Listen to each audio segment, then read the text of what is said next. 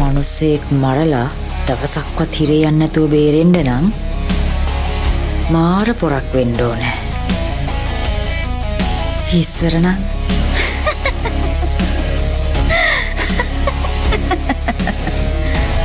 මට මාර පොරක්. දැන් හරිනේ.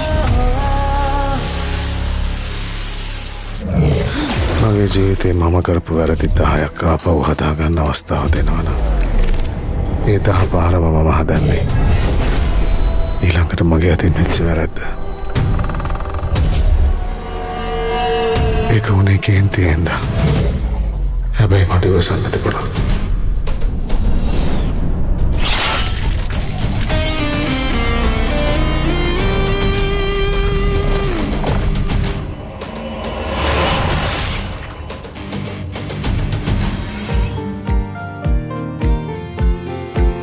මේකන නංගි මේ නංගි මම ඔයාගේ දුවගේ වයස විතර වගේ ඇති නේද අංක?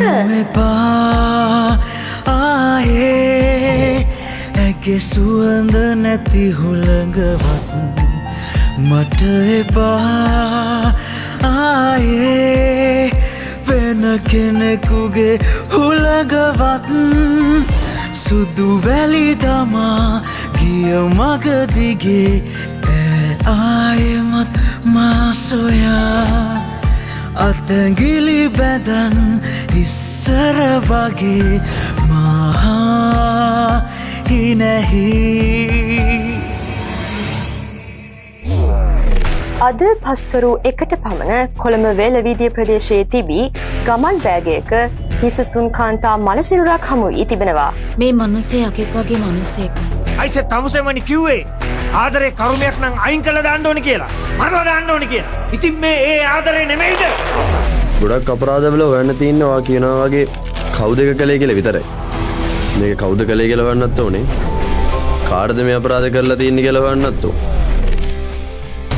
මෙම තරුණිය ආහාර ලබාගෙන පැය 2ක 3ක විතර කාලයක අතර තමයි මෙම මරණය සිද්ධ වෙලා තියෙන්නේ. සබෙල්ල කපපු තැන shopping bag තියලා bedsheet වලින් ඔතලා traveling bag එකක් ඇතුලේ පැක් කරනවා කියන්නේ සර් ඒක හරි ඉවසීමෙන් කරපු වැඩක්.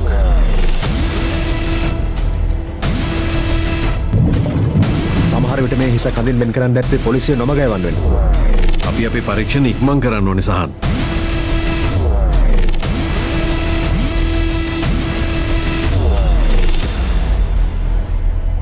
දැන් ඉතින් මොනවා හෙව්වත් බේරෙන්න හම්බෙන්නේ නැහැ.